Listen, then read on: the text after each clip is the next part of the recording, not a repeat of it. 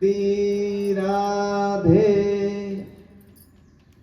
मैया बोली, हे भगवान, इस नाम को बोलने में तो मेरी जीभ भी पलटा खा रही है, कृष्ण।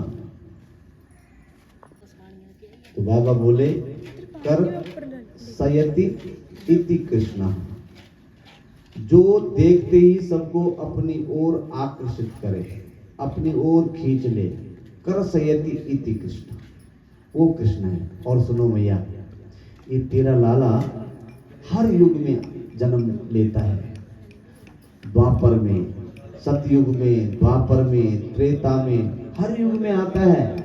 और सुनो मैया, ये वसुदेव का लाला, और जैसे ही कहने वाले थे ये वसुदेव का है, तो इतने में भगवान ने हाँ हाँ कह करके रोक दिया। क्या कर रहे हो महाराज, मैया का दिल दुखा रहे हो।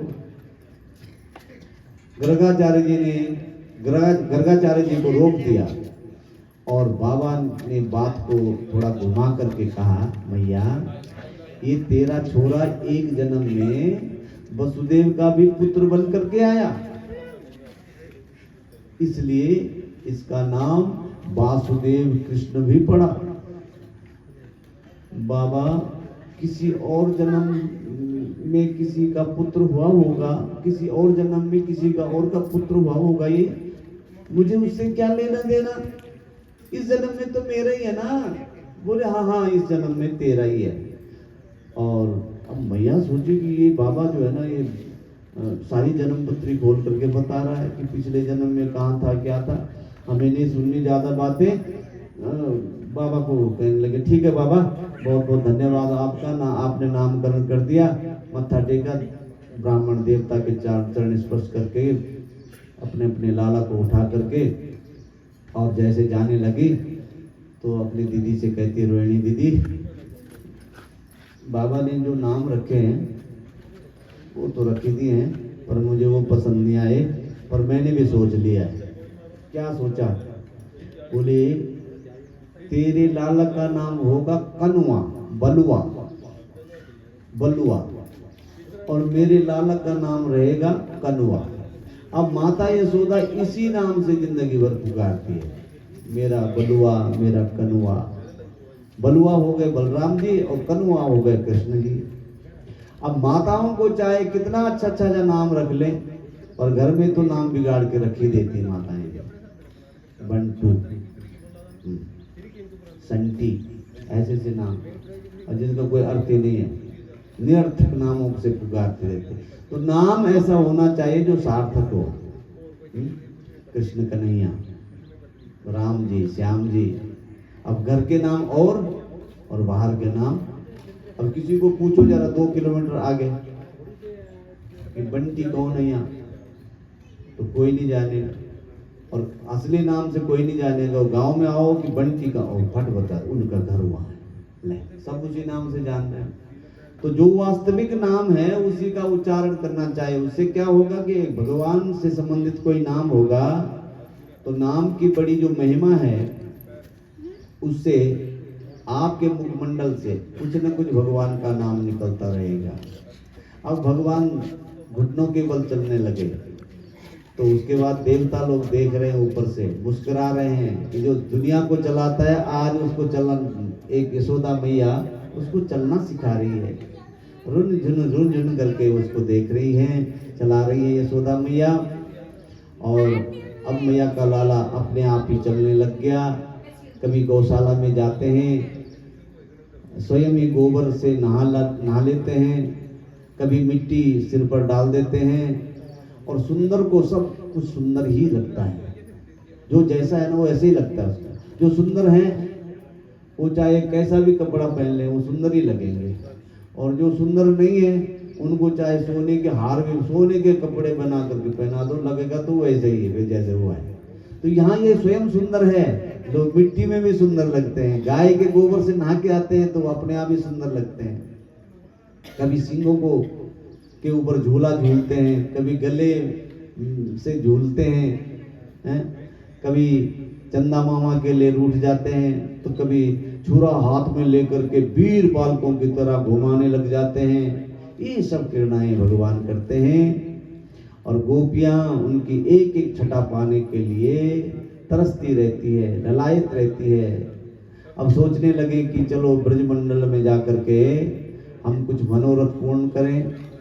क्रीड़ा करते हैं। भगवान ने सब ग्वाल बालों को इकट्ठा किया और कहा चलो आज नया खेल खेलते हैं।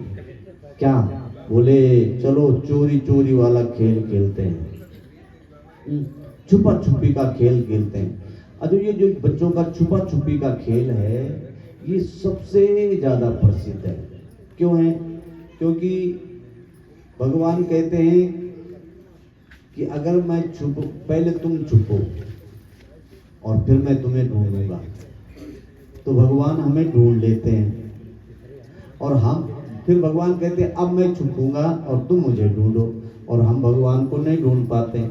तो ये छुपा छुपी का जो खेल है बच्चों का, देखना बहुत खुश होते हैं। छुपा छुपी, एक इधर छुपा हुआ दरवाजे के पीछे, वो दूसरा ढूंढ रहा है उसको, कभी ऊपर देख पीछे करते हैं ना बच्चे छुपा छुपी के खेल। उनको कौन सिखा रहा है उसको खेल को?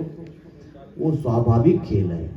जिस प्रकार से परमात्मा हमसे छुपे हुए हैं और खेल खेल रहे हैं कि अरे मुझे ढूंढो, अरे मुझे ढूंढो, और हम ढूंढ नहीं पा रहे हैं।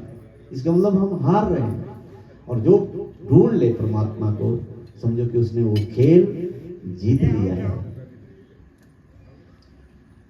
ग्वाल बालों को एक दिन भगवान ने कहा देखो तुम ये बताओ तुम्हारी ये हड्डियां क्यों दिखाई दे रही है?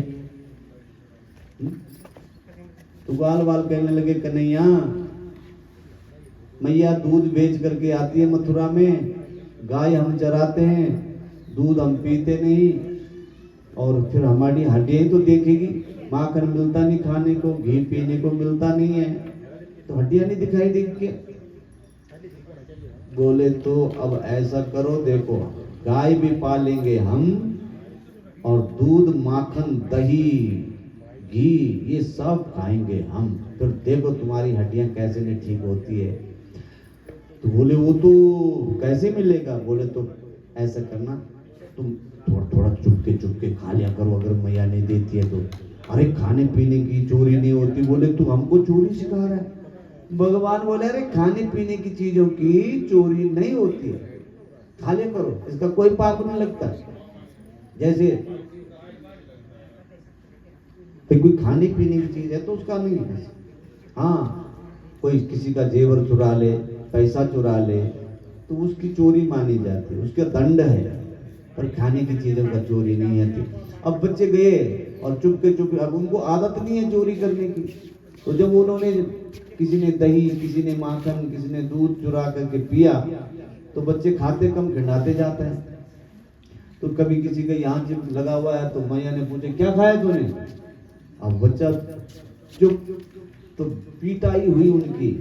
अब दूसरे दिन आकर के बताते हैं, बोले कन्हैया तेरे कहने पर हमने वो चोरी की और देख मैया ने मेरा गाल लाल कर दिया। एक अपना पीठ दिखाता है, देख यहाँ डंडे पड़े हैं। बोले तारीख तुम जो है चोरी करनी भी नहीं आती तुमको, चलो हम सिखाते हैं तुमको चोरी कैसे करते हैं। अब तो भगवान ने बाल गोपाल चौर विद्या प्रचार मंडल बनाया और सारे ब्रजमामाओं का मनोरथ पूर्ण करने के लिए माखन चोरी की लीला करते हैं। सबके घरों में माखन चोरी करते हैं। बोलो माखन चोर भगवान की जय। जय श्री राधे श्याम। आ जाओ। तो सभी लोग गा रहे हैं चोरी चोरी माखन, चोरी माखन की चोरी का भजन सुना रहे हैं भैया आप लोगों को। आप तालियां का बजा कर आनंद लीजिए भजनों का। बोले कृष्ण कन्हैया लाल की। चोरी चोरी माखन खाए रे, चोरी चोरी माखन खाए रे, यशोदा तेरो ललना। चोरी चोरी माखन खाए रे, यशोदा तेरो ललना, यशोदा तेरो कन्हैया, यशोदा तेरो कन्हैया।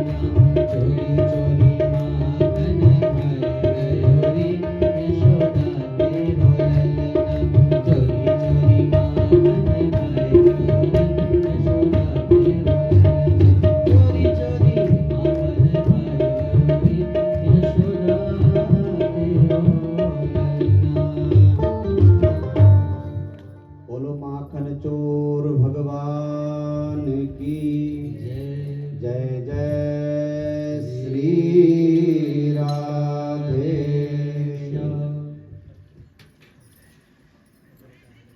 इस प्रकार से भगवान ने माखन चोरी की लीला की। और आज की कथा का जो प्रसंग है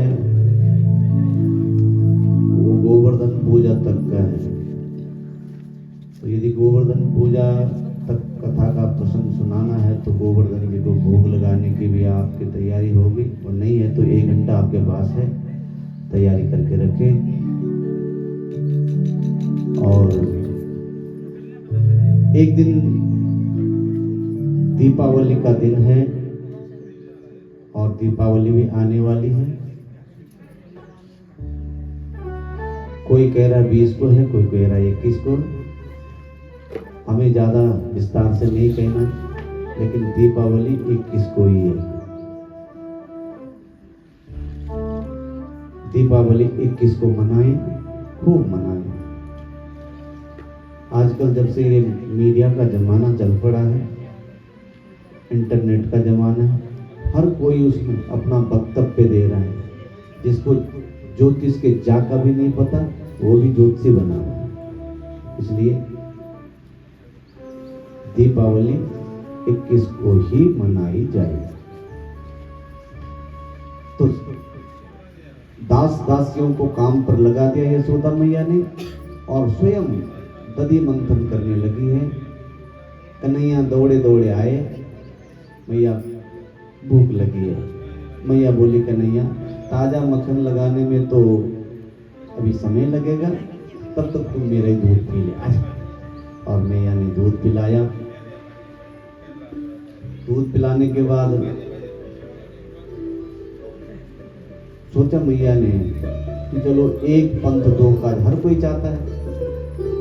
इधर मैं दूध पिलाती हूँ इसको, तो चूल्हे पे दूध का पतीला उबलने के लिए रख दिया, और लाला को गोद में लेकर दूध पिलाने लगे। मंत्रमुग्ध होकर के भगवान दूध पी रहे हैं, और अचानक दूध पीते पीते भगवान बोले मैया अब अभी थोड़ा छोटे हैं ना, और पूछ रहे हैं मैया से, मैया एक बात पूछूं तेरे को। अब जब छोटा बच्चा होता है ना, 1-2 साल का, जब वो आपसे पूछे तो वैसे ही आपका हृदय गदगद हो जाए। क्या पूछना तुम्हें, पूछ, क्या पूछना है? बोले भैया तू ये बता, तुझे दूध प्यारो है कि पूत प्यारो है? अब इतनी बड़ी बात पूछ रहा है छोटा बच्चा, कस करके अपने हृदय से लगाया। तो बोले क्या बात पूछता है रे? मुझे तू प्यारा है, दूध प्यारा थोड़ी है, मुझे पूत प्यारा है। और जैसे ये कहा मैया ने, तो इतनी देर में दूध में उबाल आ गया। दूध का पतीला जो चूल्हे पे रखा था वो दूध उबलने लगा। और जब भी दूध गर्म करो तो सामने खड़े होकर के करो, क्योंकि दूध दोनों भूलूंगा बुरा, हाथी अलवेला बुरा, बीमारियां ना होगा बुरा। कोई बीमार आदमी है, हॉस्पिटल ले गए, अभी हूँ ही कर रहा है, तो सोच रहे हैं कैसे घर ले जाएं, ठीक हो जाए पहले ये, तो तब ले जाए। तो ये जो दूध का पतीला है उसमें उबाल आ गया, और मैया ने एकदम उठाया, फटाफट कन्हैया को नीचे पटका, और दौड़ करके पतीले का दूध जो बाहर जा रहा है उसको बचाने के लिए। तो सोचने लगे देखो कितनी जोर बोलती है। अभी तो कह रहे थे कि दूध पूरा, दूध नहीं प्यारो मेरे को पूत प्यारा, और दूध बचाने के लिए पूत को पटक दिया। ये भी नहीं देखा कि कितनी जोर से पटका। और अब तो भगवान को आया गुस्सा, और दादी परदादी के जमाने के जो बर्तन थे सारे तोड़ ताड़ के रख दिए। और जब देखा अंदर से बाहर आकर के कि कन्हैया ने, कनुआ ने जो है सारे बर्तन तोड़ दिए मेरी सास, दादी सास के जमाने के, तो सोचने लगी वो गोपियां जो कहती थी वो सही कहती थी कि तेरा लाला बिगड़ गया बहुत। इसको संभाल ले। और मैंने उसकी बातों पे ध्यान नहीं दिया, इसको ठीक करना पड़ेगा। और उठाई लाठी और भगवान को मारने के लिए, पीटने के लिए दौड़ पड़ी। आगे कन्हैया, पीछे मैया। इधर जब कथा सुना रहे हैं तो सुखदेव जी कहते परीक्षित कर लो उस दिव्य छटा के दर्शन। मैया लाठी लेकर के कन्हैया के पीछे पीछे दौड़ रही है और आगे कन्हैया भाग रहे हैं, पीछे मैया दौड़ रही है। और जब भगवान मैया के पकड़ में नहीं आ रहे हैं तो कह रहे हैं कन्हैया रुक जा, नहीं तो मारूंगी। भगवान बोले तू मारेगी इसलिए तो भाग रहा हूं।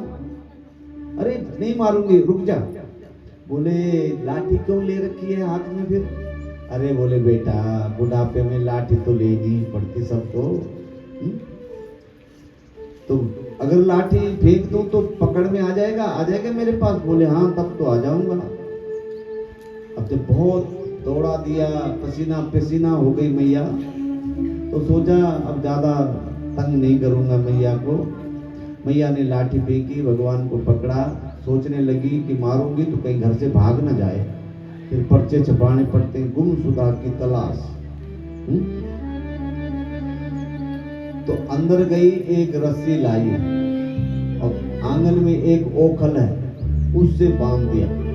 लेकिन गांठ लगाए तो थोड़ा गांठ न लगे, 2 उंगल का फर्क पड़े। दूसरी रस्सी लाती, उसको जोड़ती है, फिर उसको घुमा घामा करके पेट से बांध देती है, तो फिर 2 उंगल का चक्कर।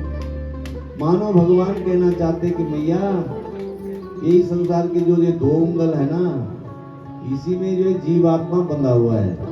वो कौन सी है? बोले एक अहमता और दूसरी ममता। अहमता क्या है? मैं ये कर दूंगा, मैं वो कर दूंगा, मैं तुझे ठीक ठाक कर दूंगा, मुझे तुझे मार दूंगा। ये क्या है? ईगो, घमंड, अहंकार। और फिर दूसरा क्या बोली है? ममता, अहमता और ममता। तो ममता क्या है? ये मेरे माता जी है, ये मेरे पिताजी है, ये मेरी बहन है, ये मेरी पत्नी है, ये मेरी बुआ है, ये बुआई है, ये चाचा है, चाची है। ये क्या है? ये ममता। इन्हीं 2 रस्सियों में जीवात्मा बंधा होता है। तो भगवान कहना चाहते हैं मैया हम किसी के बंधन में नहीं बंधने वाले, हम किसी के बंधन में नहीं बनते। लेकिन जब मैया के पसीना पसीना हो गए तो बोले मैया तेरे प्रेम में हम बंध गए हैं, और स्वयं ही बंध गए। मैया अपने काम में लग गई और धीरे धीरे भगवान ने वो ओखल खिसकाई। आंगन में 2 अर्जुन के बूटे हैं, बहुत बड़े बड़े, यमला अर्जुन। उनके बीच में ओखल को ऐसे फंसाया और एक झटका लगाया तो दोनों पेड़ टूट करके जो है नीचे गिर पड़े। उन 2 पेड़ों के टूटने से 2 पुरुष प्रकट हो गए। चौंक पड़े परीक्षित महाराज, बोले महाराज पेड़ के टूटने से 2 पुरुष पैदा हो गए, प्रकट हो गए, कौन थे वो? अरे बोले क्या बताएं। एक बार नारद जी संकीर्तन करते हुए मानसरोवर से जा रहे थे और ये कुबेर के 2 बेटे नलकुबर और मणिग्रीव, ये इतने नशे में चकनाचूर थे कि नग्न अवस्था में जो है वो तालाब में, मानसरोवर के तालाब में नहा रहे थे। और नारद जी को भी आते हुए देख करके जब इन्होंने वस्त्र नहीं पहने तो नारद जी को क्रोध आया। बोले हे मूर्खों, ऐसे नहाते कोई क्या? जाओ, तुमने मूर्खता वाला काम किया, तुम जड़ हो जाओ। और वो जड़ बन गए। लेकिन श्राप दे दिया नारद जी ने, गिड़गिड़ाए सारी। जब नशा उतर गया, चरण पकड़े नारद जी के और कहा महाराज क्षमा करो हमको।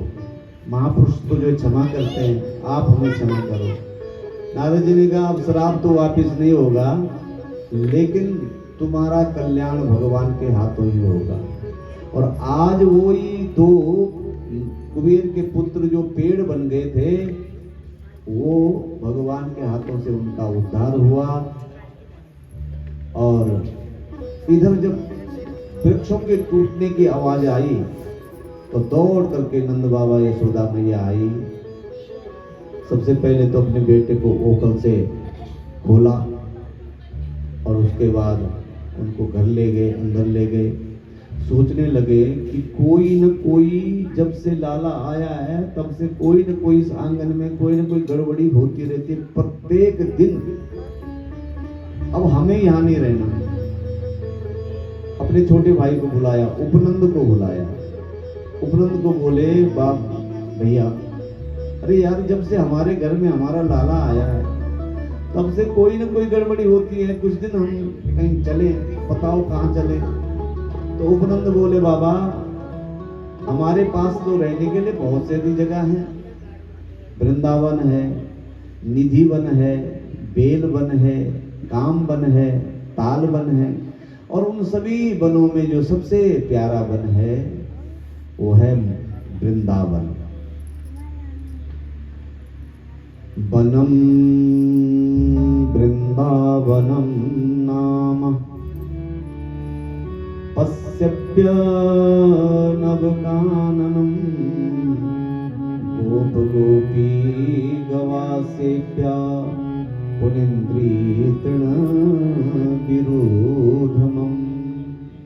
सबसे प्यारा वन है वृंदावन, जहां तुलसी के ही सुंदर सुंदर पौधे से विभूषित पल्लवित, या जहां भक्तों का नित्य निवास है, उसका नाम है वृंदावन।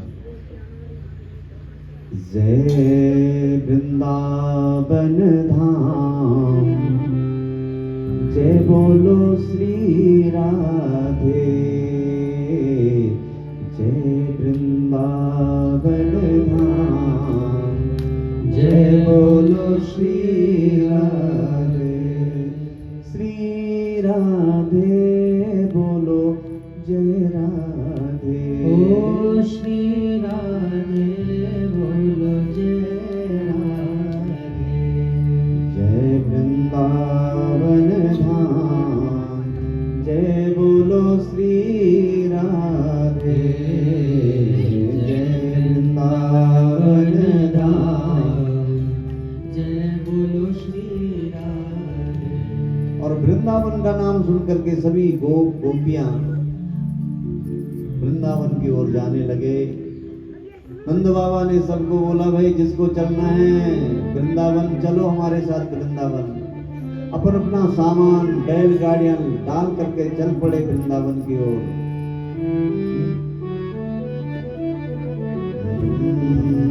सभी लोग वृंदावन की महिमा गा रहे हैं और वृंदावन की ओर जा रहे हैं। 4 वर्ष की अवस्था में ताऊ भैया के साथ में भगवान वृंदावन पहुंचे। वृंदावन की हरियाली को देख करके क्या, भगवान क्योंकि अपनी गायों से बहुत प्रेम करते हैं, लेकिन जहां भी ग्वाल बाल देखते हैं कि यहाँ हरियाली है तो अपनी गाय फट याद आ जाती है, काश हमारी गाय होती है तो कितना अच्छा घास खाती। तो अब भगवान वृंदावन में आ गए हैं और 4 वर्ष की अवस्था है भगवान की। मैया से कहते, मैया हमको भी गाय को चराने जाना है। मैया कहती, बेटा अभी तो छोटा है, तो ऐसा करना छोटी छोटी गायों के साथ ही जाना है, तुम्हें ज्यादा दूर नहीं जाना है। और अब छोटी छोटी गाय को चराने के लिए जाते हैं। और वृंदावन में भगवान ने बकासुर का वध किया, जो एक दिन बछड़ों के बीच में बछड़ा बन करके आया। भगवान ने पहचान लिया और उसका काम कर दिया तमाम। फिर भगवान ने बकासुर का वध किया, जो बगुला बन करके आया, उसका भी भगवान ने गोविंदाय नमो नमः। और जैसे ही भगवान बकासुर के मुख में गए तो बकासुर को लगा कि मैंने कोई आग का अंगारा खा लिया। तो बकासुर ने भगवान की अग्नि सहन नहीं कर सकी और पेट से बाहर कर दिया भगवान को। और जैसे ही उसके मुख से बाहर आए तो चोंच पकड़ करके उस बगुले की फाड़ दिया उसका मुंह। और ऐसे ही एक दिन भगवान ने ग्वाल बालों के साथ आंख मिचोली का खेल खेला। तुम चुप जाओ, हम ढूंढेंगे। इतने में आ गया अघासुर, और ग्वाल बाल अघासुर ने अपना मुंह ऐसा खोला कि उनको लगा कि ये गुफा है, छुपने की जगह है, और सारे ग्वाल बाल उसके अंदर पहुंच गए। जब भगवान ने देखा, अरे ये तो बहुत देर हो गई और वो आए नहीं, मिल नहीं रहे कहीं, तो भगवान को तो पता था। उन्होंने सोचा कि अगर अब उनको उनके साथ मैं ना जाऊं उनको ढूंढने के लिए, तो वो अघासुर जो है उनको खा लेगा। तो भगवान जाते हैं अघासुर का और उसका ब्रह्मांड छेदन करके अपने सखाओं को बचाते हैं, और ये छुपा छुपी का खेल भगवान का संपन्न होता है।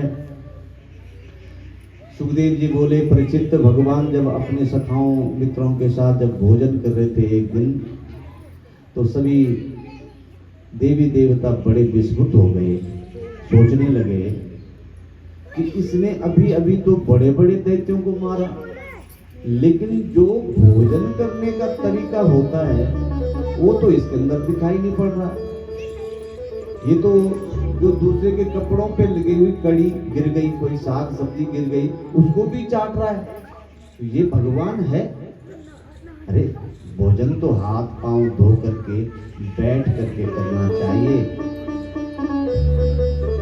तो ब्रह्मा जी को कुछ संकोच हुआ कि जब मैं अभी तक की इसकी लीला देख रहा हूं तो मेरे को लग रहा है कि ये साक्षात नारायण है, लेकिन जब भोजन की विधि को शास्त्रोक्त नहीं पाया, शास्त्रों के हिसाब से नहीं देखा, तो लगा कि कुछ गड़बड़ है। तो ब्रह्मा बाबा भगवान की परीक्षा लेने के लिए जाते हैं।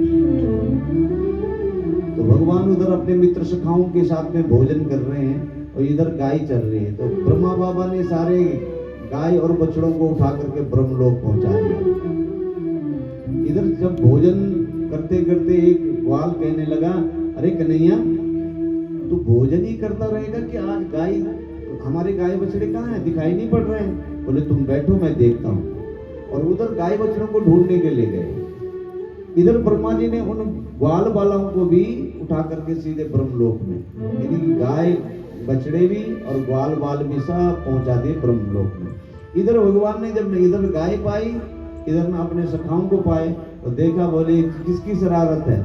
और देखा ये तो जो है चिट्टी दाढ़ी वाले ब्रह्मा बाबा की शरारत है। तो तुरंत ब्रह्मा का ये रूप बना करके ब्रह्मलोक पहुंच गए। और उधर ब्रह्मा जी इनको देखने के लिए आ रहे, देखते क्या कर रहा है, और उतनी देर में भगवान वहां पहुंच गए। और उधर ब्रह्मा जी के महल में जब पहुंचते हैं ब्रह्मा बन करके, तो ग्वाल बालों को कहते हैं, जो द्वारपाल है उनको कहते हैं, सुनो, आजकल नकली ब्रह्मा बहुत बने हुए हैं लोग, अब कोई आएगा ना मेरे जैसा तो उसको अंदर मत आने देना।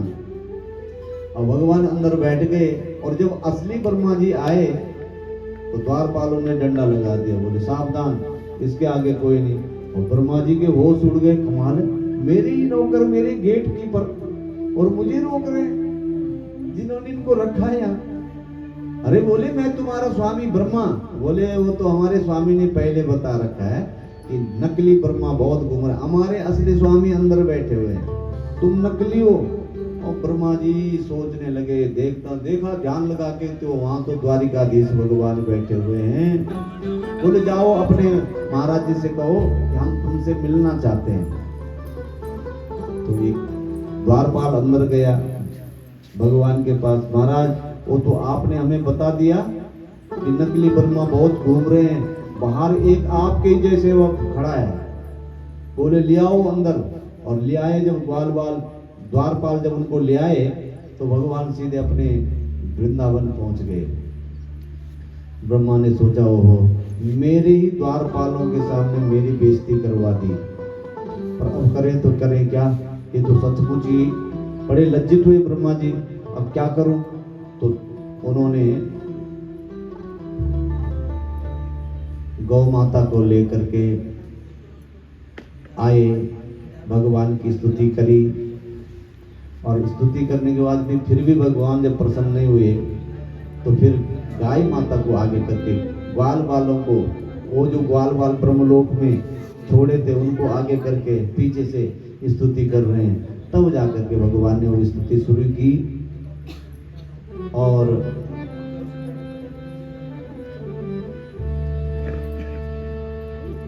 सुखदेव जी कहते हैं, परीक्षित ये संसार दुखालय है।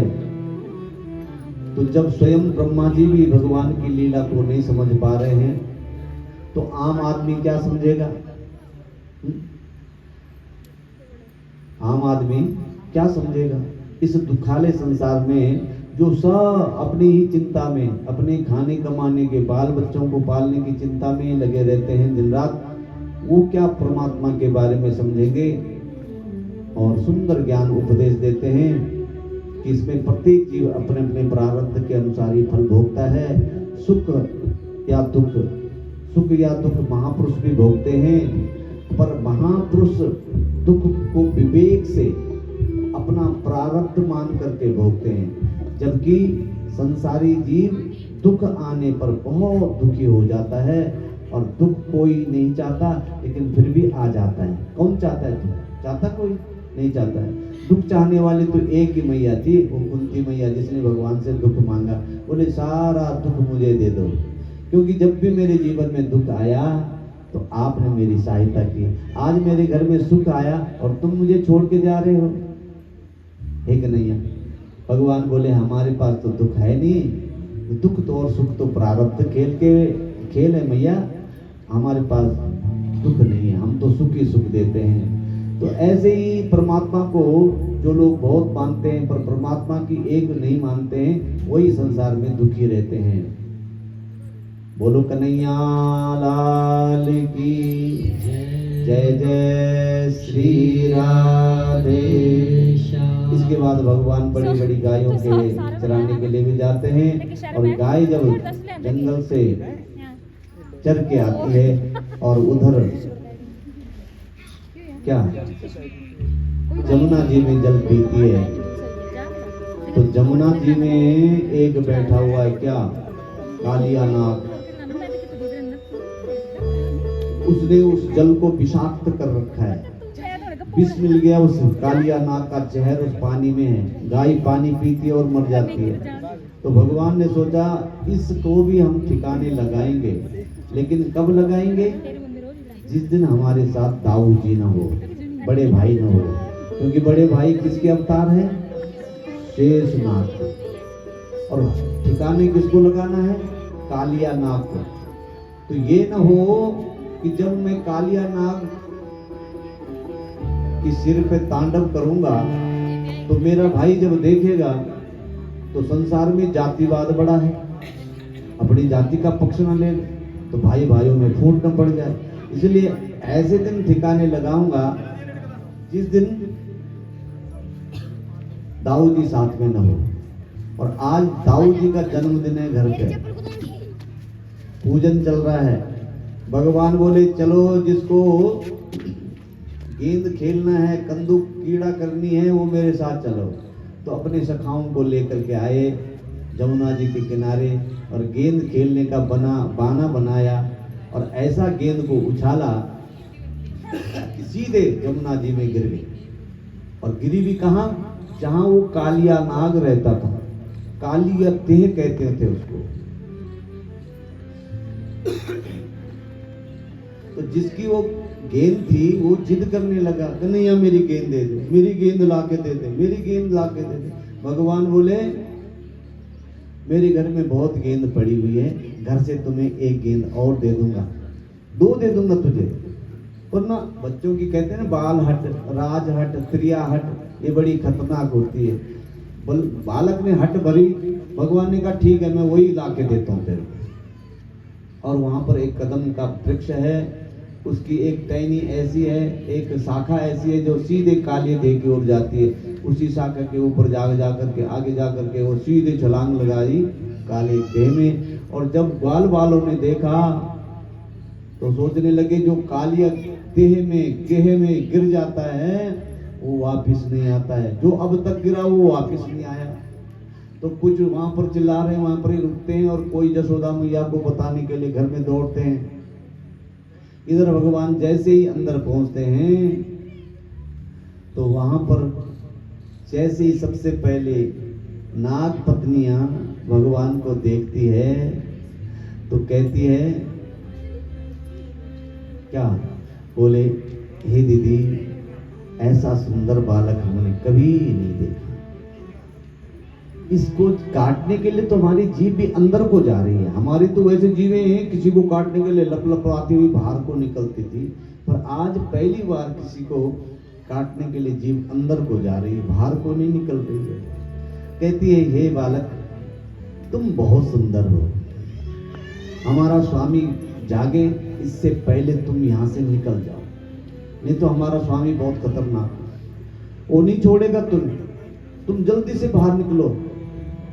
भगवान बोले उसी को मिलने के लिए तो यहाँ आया हूँ, और इतनी जोर से बोला कि कालिया नाग की नींद खुल गई और सीधे देखा बालक को तो उस पे लिपट गए। नाग पास में भगवान को बांध दिया, और जैसे नाग पास में बांधा तो भगवान ने भी धीरे धीरे अपने शरीर को बढ़ाना शुरू कर दिया। ऐसा बढ़ाया शरीर कि नाग पास ढीला पड़ गया, और जब नाग पास ढीला पड़ा तो निकले वहां से ऐसे सीधे छलांग लगा करके नाग के सिर पे तांडव नृत्य करने लगे। ऐसा तांडव नृत्य किया कि उसके 100 के 100 मुखों से रक्त वमन होने लगा, खून निकलने लगा। और नाग पत्नी ने जब देखा तो भगवान की स्तुति करने लगी।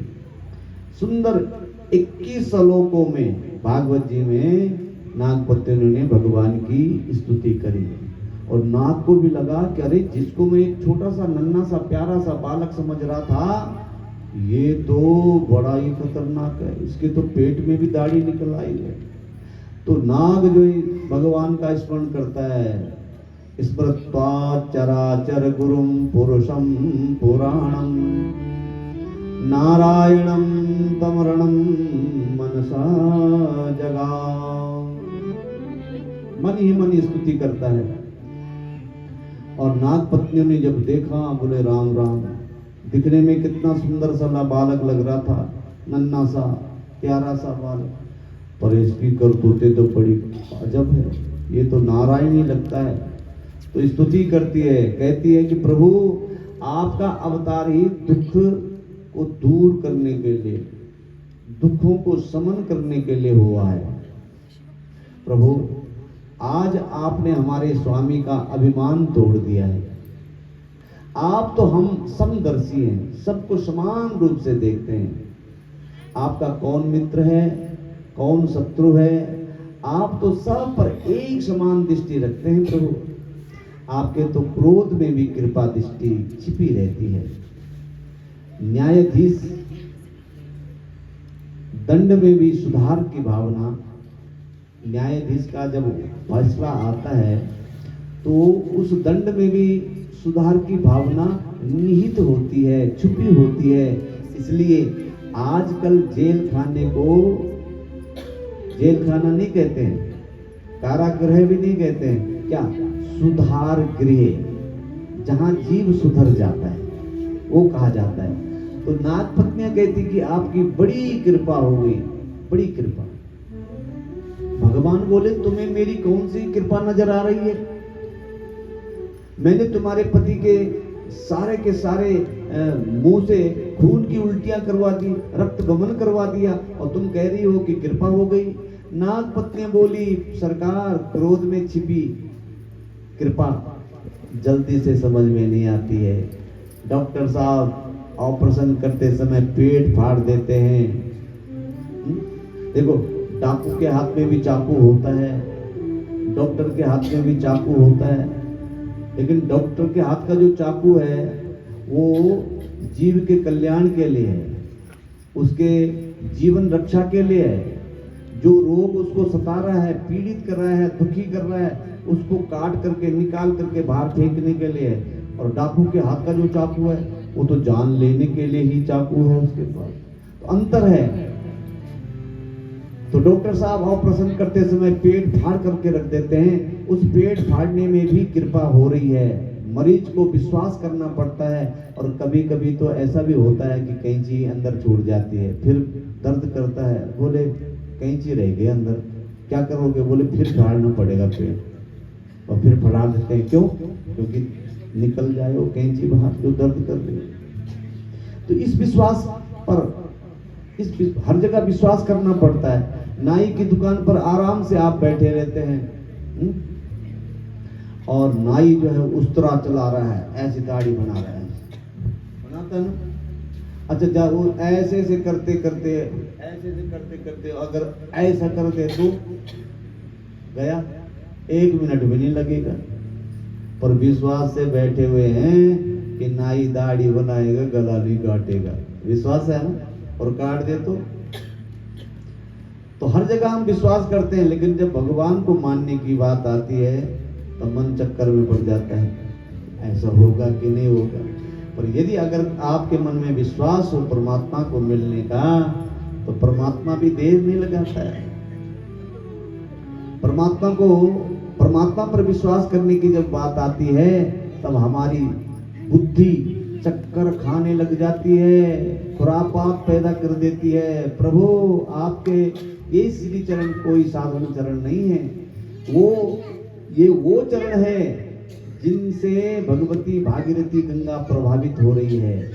भगवान शंकर ने कितना तप किया और बदले में मांगा तो आपकी चरण मांगे, और आपने कभी उनको चरण नहीं दिया, बल्कि आपके नखों से निकले वाली गंगा उनके सिर पे डाल दी, फिर भी चरण नहीं दिया, चरणों तक दिया।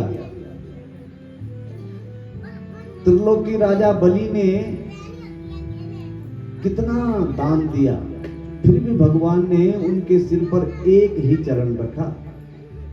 एक चरण नहीं रखा ना, क्योंकि 3 पग भूमि मांगी थी, एक से पृथ्वी नाप ली, दूसरे से सारा ब्रह्मांड नाप लिया। बोले राजन 3 पग भूमि देने का तुमने वचन दिया है, संकल्प किया है, बताओ तीसरा कहाँ? बोले प्रभु ये बताओ, धन बड़ा होता है कि धनवान बड़ा होता है? तो राजा बलि बोला महाराज धन बड़ा नहीं होता है, धनवान बड़ा होता है, और आपके सामने अभी धनवान है। मेरा धन ले गया आप, मेरा राजपाट आपने ले लिया, कोई बात नहीं, लेकिन मैं तो हूं ना, आप तीसरा पांव मेरे सिर पे रख दीजिए और अपना वचन पूरा करता हूं। तो भगवान के चरण एक ही पड़ा था उसके सिर पे, 2 नहीं पड़े। आज तक आप ये बताइए प्रभु, आपने अपने दोनों चरण किसके सिर पे रखे? नागपत्नी कहती कि आज तक ये सौभाग्य अगर प्राप्त हुआ है तो हमारे स्वामी नाग को हुआ है। इसलिए हमारे स्वामी बड़े भाग्यशाली हैं, बड़ भागी हैं। भगवान समझ गए कि देवियां बहुत समझदार हैं। अब समझो कि कोई गंगा में स्नान कर रहा हो और चरण रज मांगे, तो चरण रज कहाँ मिलेंगे? जब बाहर जाएंगे। भगवान बोले क्या चाहिए? बोले चरण रज चाहिए। तो बोले चरण रज तो तब मिलेंगे ना जब बाहर जाओगे। चरणों की धूल, तो चरण बाहर पड़ेंगे तब उसके नीचे की जो धूल होगी वो मिलेगी। अभी तो जल में ये लीला चल रही है, तो बड़ी समझदार है, इसलिए चरण रज मांग रही है भगवान से कि जल्दी से जल्दी आप नीचे उतरो, ताकि हमारे स्वामी को जो आपने कष्ट दिया है, पहुंच गया इनको, वो बच जाएंगे, आराम करेंगे। प्राण पति प्राण परदीयताम, तभी हमारे पति के प्राण बचेंगे। अगर तुमने 2-4 ठुमके और लगा ले इनके सिर में तो कहीं इनका भी ना हो जाए गोविंदाय नमो नमः। भगवान बोले देवियों तुम देख रही हो ना, उतर गए भगवान। मैं उतर जाता हूँ तुम्हारे कहने से, उतर गए। और जैसे नीचे आए उसके सिर को, कालिया नाग के सिर से नीचे उतरे तो नाग, कालिया नाग फुसकार भरने लगा। भगवान बोले देख रहे हो तुम, मैं नीचे भी उतर गया लेकिन इसकी अकड़ गई नहीं अभी, ये मेरे को टेढ़ी नजर से देख रहा है। तो नाग पत्नियां तुरंत बोली हाथ जोड़ो प्रणाम करो। बोले मैं क्यों क्षमा मांगू, मैं क्यों क्षमा मांगू? भगवान बोले तू क्षमा नहीं मांगेगा क्या? तेरा दोष है, तूने यहाँ सारा जल विषाक्त कर दिया है, विष मिला दिया इस पानी में, और हमारी गाय पीती है वो मर जाती है। तो बोले आपकी दृष्टि में क्या मैं अपराधी हूँ? भगवान बोले हाँ अपराधी हो तुम। तो बोले अब जो फैसला आप करो वो सोच समझ के करना। क्यों?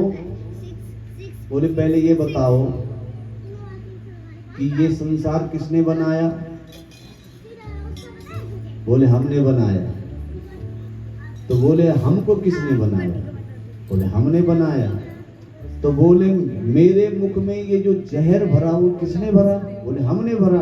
तो बोले बस आप जो आप फैसला करो वो सोच समझ के करना।